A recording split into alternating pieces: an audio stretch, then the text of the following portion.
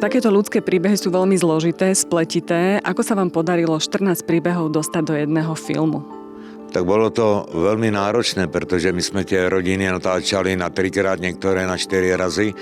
Takže napríklad kolem jednej rodiny bolo aj 60-80 minút surových dát, ktoré sme museli vmestiť alebo vytvoriť ten príbeh na tých 6-7 minút. Ja som bol na začiatku limitovaný časom 120 minút, pretože všetky zahraničné medzinárodné svetové festivaly idú na maximum 120 minút.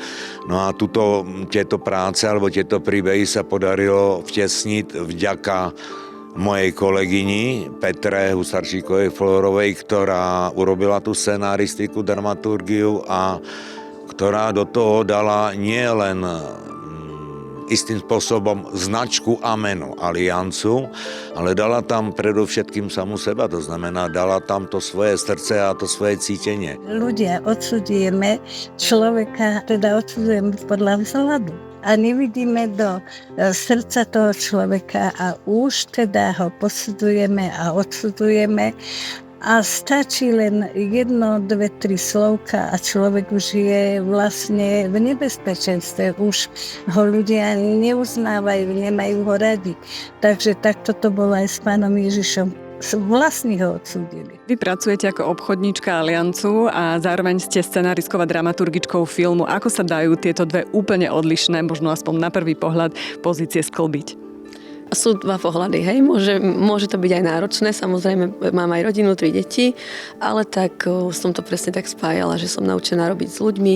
Ja berem túto vlastne Alianc, keď rozprávam o Alianc práci, tak berem tiež ako poslanie, že tiež sa snažím pomáhať tým ľuďom, či už im poisťujem život alebo neživot, takže viem sa aj vlastne správne pýtať tých ľudí. Zase samozrejme mám vyštudovanú aj sociálnu pedagogiku, takže ja viem aj prečo som sa pýtala tých ľudí, aj prečo ten scenár som tak robila, ale veľmi mi pomohla aj práca v Alianc, že som taká komunikatívna, že sa nebojím ľudí opýtať a mne sa ľudia aj veľakrát otvárajú, čiže to aj veľmi pomáhalo potom.